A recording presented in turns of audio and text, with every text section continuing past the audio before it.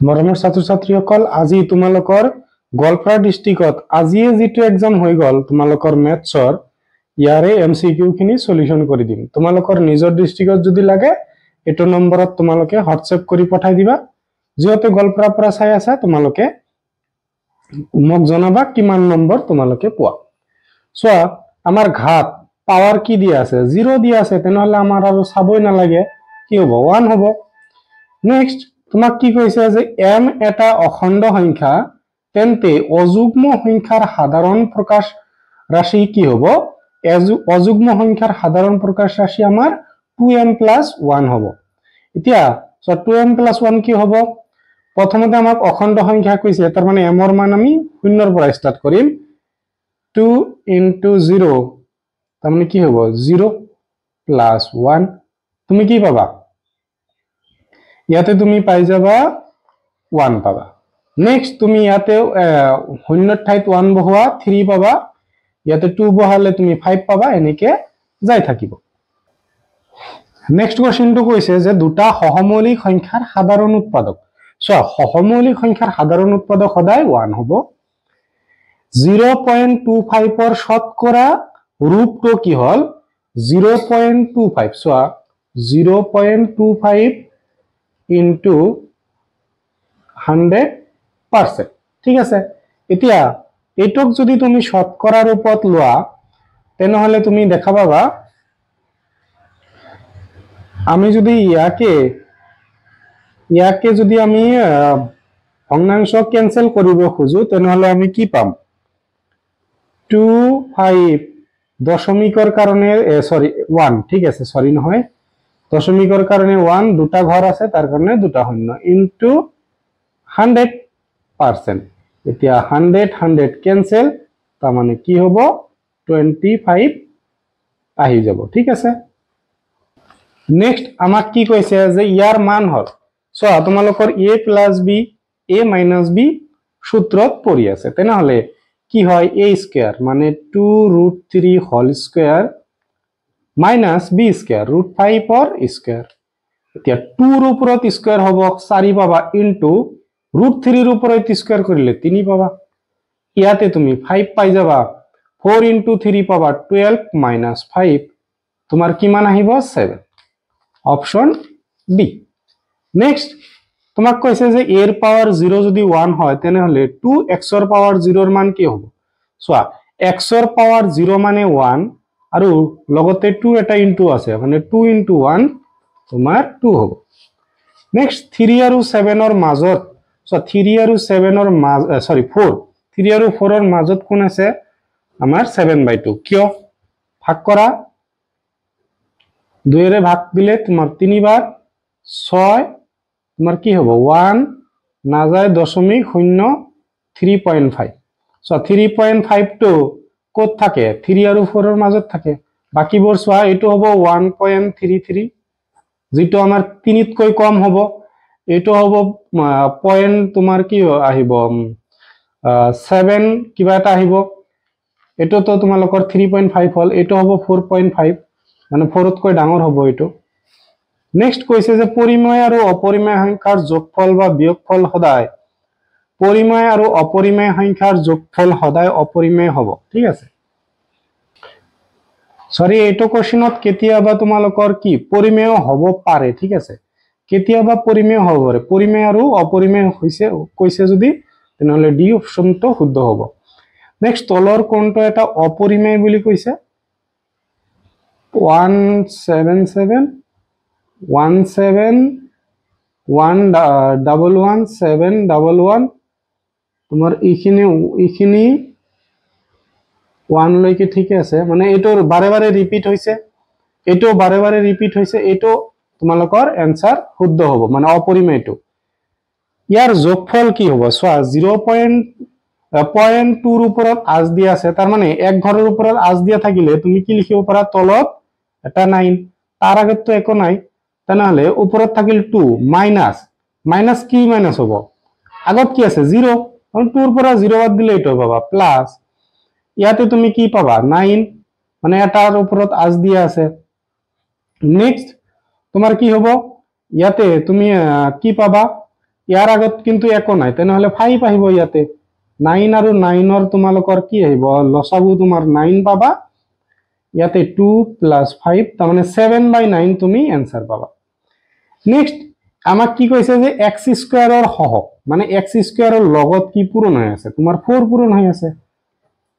ঠিক আছে। এতিয়া নেক্সট তলৰ কোনটো এটা বহুপদ নহয় বুলি কৈছে, কোনটো শুদ্ধ হ'ব, তোমাৰ সি অপশন √/x আছে। নেক্সট তোমাৰ কি কৈছে যে x স্কয়াৰৰ হহক, ইয়াতে x স্কয়াৰৰ হহক 4 হ'ব, তাৰমানে ঠিকে লিখিছে। তাৰ পিছত আমি 1ৰ লগত n মিলিল, 1ৰ লগত n থকা আমাৰ এটা অপশন আছে ই। চোৱা ইয়াৰ মাত্ৰা কি হ'ব, x ৰ পাৱাৰ 2 আছে, তাৰমানে 2, x ৰ হহক 3, ঠিক আছে,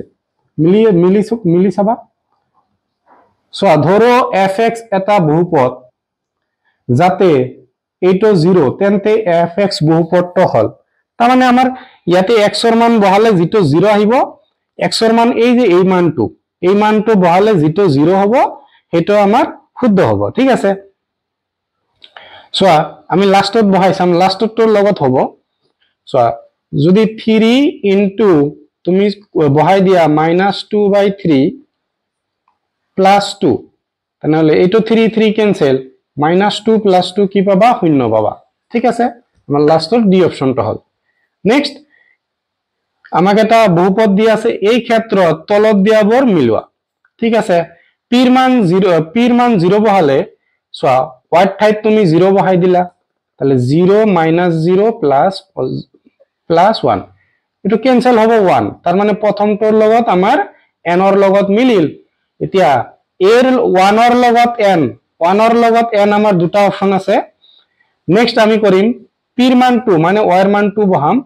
সো প্ৰথমতে 2 স্কয়াৰ মানে 4 হ'ব, -2 + 1, তুমি কি পাবা, 5 ৰ পৰা 2 বাদ দিলে 3 পাবা। তাৰ মানে 2 নম্বৰটো তোমাৰ m ৰ লগত মিলিল, তাৰ মানে এ অপশন শুদ্ধ। সো x অক্ষৰ সমীকৰণ কি হয়, y = 0। নেক্সট চিত্ৰত m বিন্দুৰ স্থানাঙ্ক হল, এই m বিন্দুটোৰ স্থানাঙ্ক চোৱা আমাৰ প্ৰথমতে x অক্ষৰ পিনে চাম, 1 ঘৰ 2 ঘৰ আৰু বাওফালে আহিছে, তাৰ মানে মাইনাস হ'ব, মানে x ৰ মান -2, আমাৰ b আৰু c হ'ব পাৰে। আৰু ওপৰত গৈছে, ওপৰত গলে তোমাৰ কি হ'ব, প্লাস হ'ব, আৰু কিমান ঘৰ ওপৰলৈ গৈছে, 2 ঘৰ, তাৰ মানে x ৰ মান -2, y ৰ মান 2 প্লাসৰ। নেক্সট তোমাক সুধিছে যে চিত্ৰৰ স্থানাঙ্কটোৰ আমাৰ চক সুধিছে। চোৱা প্ৰথমতে আমাক কি সুধিছে, পিৰ কাৰণে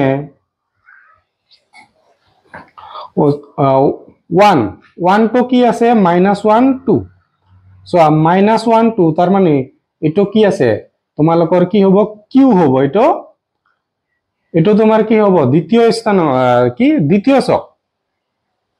নম্বৰ চতুৰ্থ চকত আছে, ঠিক আছে। এটো আমাৰ দ্বিতীয় চক, তেনেহলে এটো নহয়। চতুৰ্থ চক মানে আমাৰ এটো, চোৱা এটো মাইনাস, দুটাই মাইনাস, তাৰ মানে আমাৰ r বিন্দু, এটো তোমালোকৰ তৃতীয় চকত আছে, এটো নহয়। তাৰ পিছত 1 আৰু -2 প্লাসৰ 1 -2 তলত গৈছে, এইটো আছে আমাৰ। তাৰ পিছত 2 আৰু -1 প্লাসত আছে, আকৌ মাইনাসত গৈছে, এইটো আছে, ঠিক আছে। তেনেহলে 3 আৰু 4 তোমালোকৰ সি অপশন। নেক্সট আমাৰ ইয়াৰ সমাধান হ'ব, তেন্তে k = হ'ব, চোৱা x ৰ মান আমাৰ 1 বহাব দিছে, তাৰ মানে 2 × 1 + 3 × কি হ'ব, 0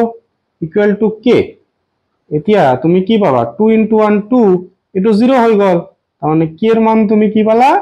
2 পাই গলা। নেক্সট কৈছে তলৰ কোনটো এটা দুটা চলকযুক্ত ৰৈখিক সমীকৰণ। চোৱা প্ৰথমতে দুটা থাকিব লাগিব আৰু ৰৈখিক হ'ব লাগিব, বি। চোৱা x আৰু y আছে, দুটাই আছে, ৰৈখিক মানে ঘাত কিমান আছে, দুটাৰে 1। নেক্সট কৈছে যদি এটা সংখ্যা আনটো সংখ্যাৰ 7 গুণতকৈ 5 বেছি হয়, তেন্তে ৰৈখিক সমীকৰণটো হ'ব। চোৱা এটা সংখ্যা মই ধৰি ললো x, আনটো সংখ্যাতকৈ 7 গুণত, আনটো সংখ্যা মই y ধৰিলো, 7 গুণ কৰিলো, তাতকৈ 5 বেশি +5 যদি আমি এটো বাওফালে আনো y to minus equal to 5 তার মানে তোমার সি অপশন মিলি আছে নেক্সট তোমার a কোণ দিয়া আছে a দিয়া আছে 40 তেনতে b এর মান হবে সো প্রথমতে আমার a এর মান দিয়া আছে 40 তেনে হলে 2a কি মান হবে 2 এর পূরণ করিলে 80 ডিগ্রি এতিয়া চাবা আমার কি হয় আমি জানো যে এটা সরল কোণ তেনে হলে গোটেইখিনি কি হবে 180 তারপর 80 ডিগ্রি বাদ দিলে তুমি 100 ডিগ্রি পাবা 100 ডিগ্রি পাওয়ার পিছত সো তোমার b এর মান হদিছে তেনে হলে আকো 5 এর হরণ কৰিব লাগিব কিমান পাবা 20 পাই যাবা তোমাৰ এ অপশন শুদ্ধ হ'ব তোমালোকে যেহতে গল্পৰাৰ পৰা চাই আছা জনাবা মোক কিমান পাই আছে যদি x এটা স্থূলকোণ তেন্তে তলৰ কোণটো শুদ্ধ সো স্থূলকোণ মানে কি তোমাৰ কি হ'ব লাগিব 90 তকৈ ডাঙৰ হ'ব লাগিব আৰু 180 তকৈ কম হ'ব লাগিব তোমার যিকেটা অপশন দিয়া আছে বি শুদ্ধ দিয়া আছে তোমার 90 তকৈ ডাঙৰ হৈ আছে আৰু 180 তকৈ কম হৈ আছে ত্ৰিভুজৰ দীৰ্ঘতম বাহুটো নির্ণয় করা যদি আচ্ছা আমার এটা ত্রিভুজ দিয়া আছে PQR আমার P কোণটো দিয়া আছে তোমার 35 আৰু Q কোণটো দিয়া আছে 65 এতিয়া আমি এটো উলাম কিমান হয় এই দুটা মিলি কিমান আছে ইহতে দুজন মিলি তোমার আছে 100 ডিগ্রি 100 ডিগ্রি 70 यस 100 ডিগ্রি তেনে হলে এটা 80 ডিগ্রি আছে এতিয়া আমি জানো যে ডাঙৰ কোণৰ বিপৰীত বাহুটো কি হয় ডাঙৰ তাৰ মানে কি হ'ব PQ আমাৰ ডাঙৰ হ'ব এতিয়া চাবা ত্ৰিভুজ PQ আৰু PR সো ইয়াতে এটা আকি থোৱা আছে PQ আৰু PR আমাৰ সমান দিয়া আছে R কোণ যদি 50 হয় তেন্তে P কোণ কিমান হ'ব সো R কোণ 50 হলে এইটো কোণ কি হ'ব 50 হ'ব এটো 50 মানে আমাক এই দুটা বাহু সমান দিয়া আছে ঠিক আছে 100 ডিগ্রি গল তেনে হলে টোটাল হল 180 এই দুটা মিলি 100 ডিগ্রি গল তার মানে 80 ডিগ্রি বাকি থাকিল তোমার P কোণটো কি হ'ব 80 ডিগ্রি হ'ব এতিয়া AB ইকুয়াল টু আমার AC দিয়া আছে উপরের কোণটো 50 ডিগ্রি দিয়া আছে BC এর দুয়ো ফালে বড়াই দিয়া হল x এর মান কিমান হ'ব প্রথমতে আমি এই দুটা উলাম সো 180 এর পৰা তোমার 50 বাদ দিয়া তেনে হলে কিমান থাকিব 130 এই দুটা কি সমান তেনে হলে কিমান কে হ'ব 65 কে হ'ব এতিয়া আমি জানো এইটো কি এটা সরল কোণ তার মানে 180 এর পৰা তুমি 65 বাদ দিব লাগিব তোমাৰ 5 ইয়াতে থাকিল কিমান 7 এৰ পৰা 6 গলে 1 তার মানে 115 ডিগ্রি x এর মান কিমান হ'ব 115 নেক্সট প্রতিটো বর্গ আয়ত এটা হসা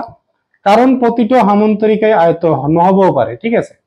প্রতিটো আয়ত সামান্তরিক হব পারে কিন্তু প্রতিটো সামান্তরিক আয়ত নহবও পারে তার মানে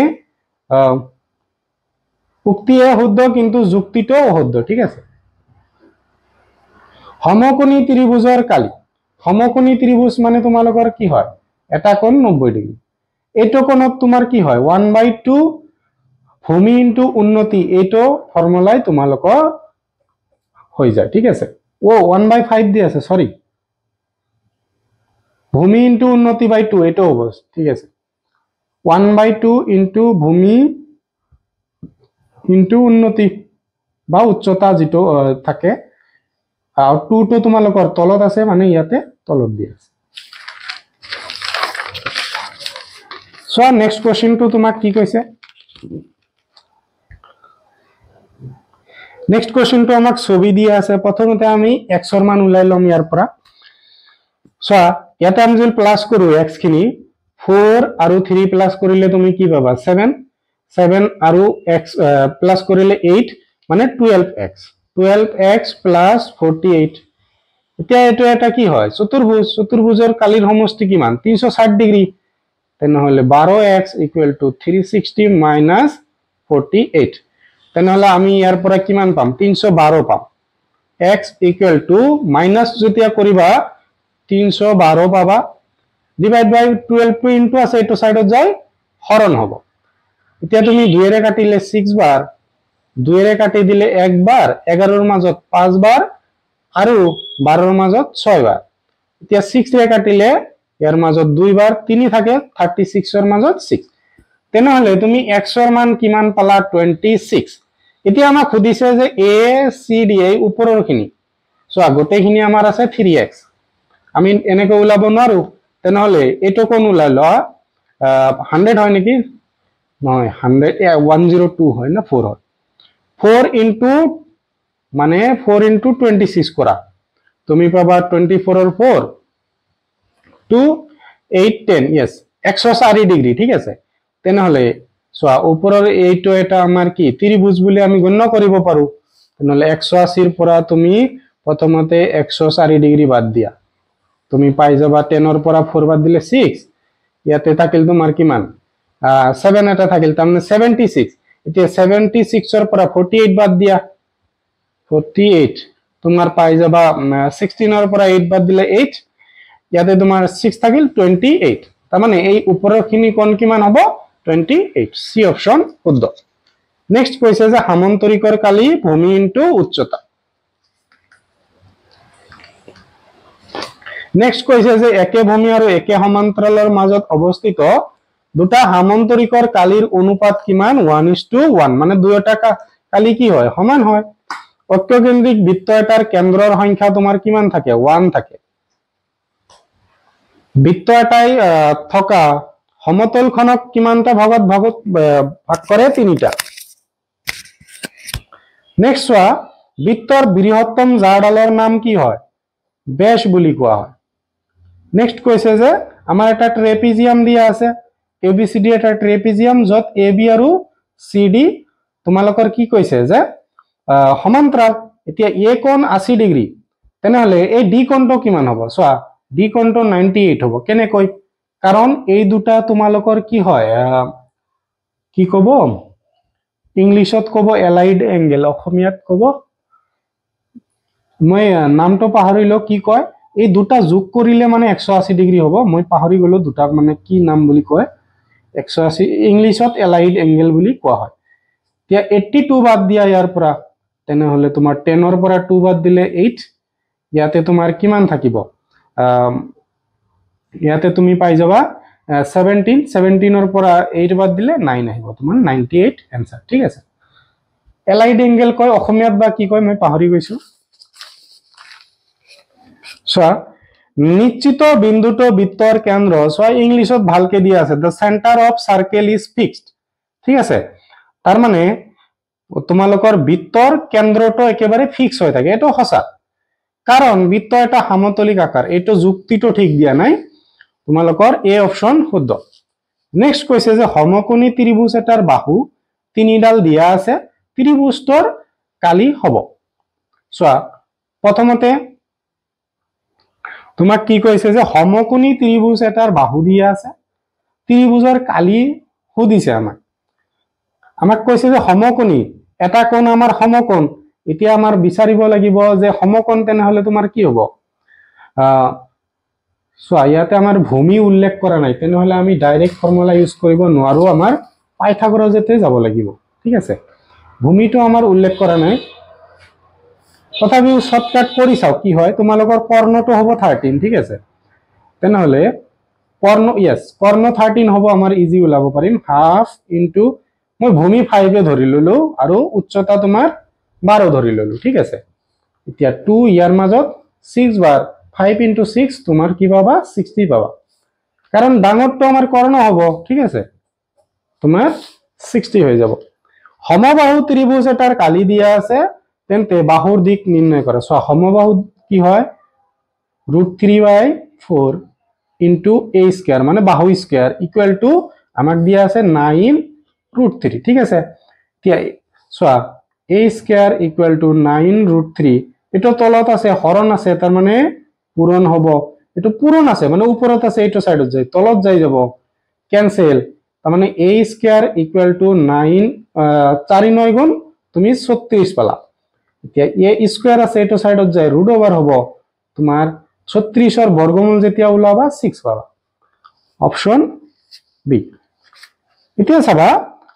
ডি ব্যাসযুক্ত গোলক এটা আয়তন,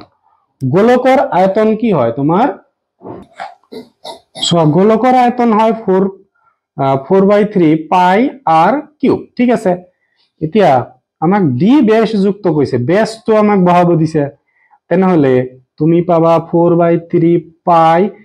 আৰৰ ঠাইত আমাৰ ডি ৰিপ্লেস কৰিব লাগিব, মানে লিখিব লাগিব 2d/2 হোল কিউব, ঠিক আছে। এতিয়া তুমি পাবা 4/3 পাই ইনটু ডি কিউব বাই 2 কিউব, 2 কিউব মানে 2 তুমি 3 বাৰ লিখিব পাৰিবা, ঠিক আছে। এতিয়া 2 4 মাজত 2 বাৰ 2 2 কেনসেল, ওপৰত তোমাৰ কি থাকিল পাই ডি কিউব, তলত থাকিল 3 2 গুণ 6। তার মানে অপশনটো তোমাৰ এটাও দিয়া নাই, শুদ্ধ অপশনটো তোমাৰ এটাও দিয়া নাই, পাই ডি কিউব বাই 6 অপশন থাকিব লাগিছিল, কি হ'ব পাই ডি কিউব বাই 6।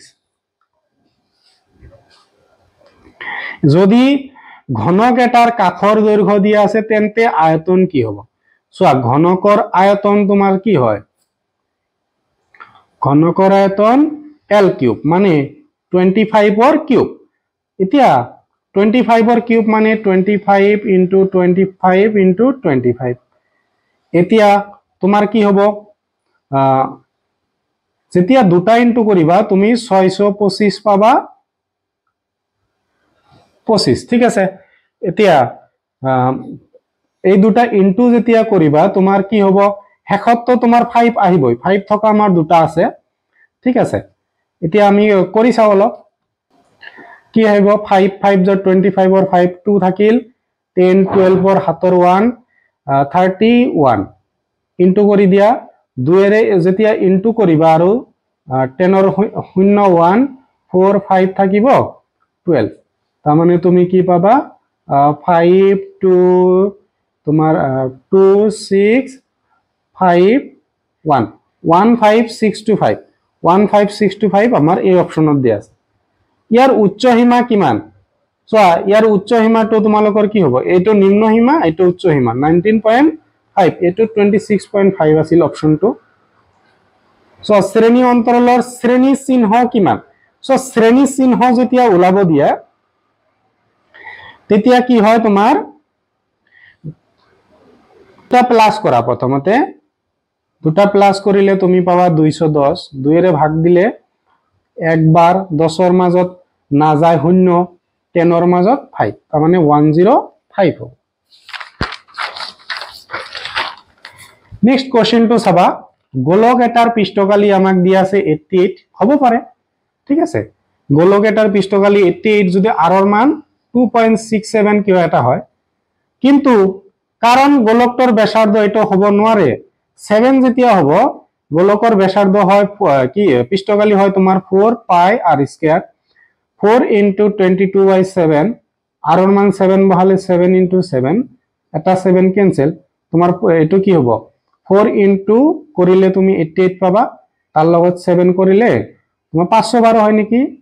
নহয় নহয় 512 নহয় 256 চাগে, 7 8 গুণ 56 6 7 ৰ 5, এটো 56 আৰু 5 তুমি যদি এড কৰা 61 616, ঠিক আছে, এটো হ'ব তোমাৰ 88 নহয়। তাৰ মানে তোমাৰ যুক্তি r ৰ বাবে এ শুদ্ধ ব্যাখ্যা নহয়, যুক্তি r ৰ বাবে উক্তি শুদ্ধ ব্যাখ্যা। চোৱা যুক্তি r ৰ কাৰণে এটো শুদ্ধ নহয়, ঠিক আছে, ঠিকে কৈছে, কাৰণ 7 হলে আমাৰ 616 হ'ব লাগিছিল। যোৱা মাহিলীয়া পৰীক্ষাত ছমাহিলীয়া পৰীক্ষাত তোমাৰ এনেকুৱা নম্বৰ পাইছা, ইয়াৰ পৰিহৰ কিমান হ'ব, চোৱা পৰিহৰ কি হয়, ম্যাক্সিমামটো আমাৰ বিচাৰি ওলাব লাগিব, ম্যাক্সিমাম ইয়াতে আমি দেখা পাই আছো 99 আছে, ম্যাক্সিমাম মানে আটাইতকৈ ডাঙৰ, আৰু আটাইতকৈ সৰু 47 ৰ তলত আৰু আছে নেকি, নাই 47, মাইনাস কৰি দিয়া,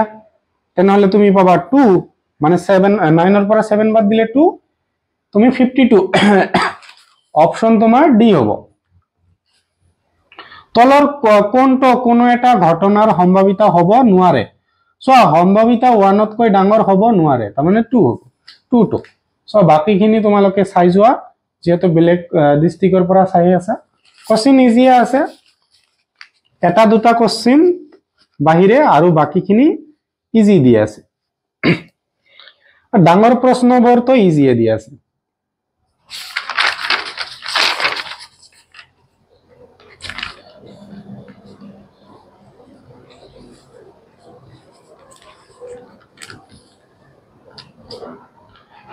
এইখিনিতে তোমালোকৰ কোশ্চেনটো সম্পূৰ্ণ হল তোমালোকে যদি গোৱালপাৰা ডিস্ট্ৰিক্টৰ সায়েন্সৰ কোশ্চেনটো চোৱা নাই তেনেহলে ডেসক্ৰিপশনত লিংক পাই যাবা তাৰ পৰা চাই লবা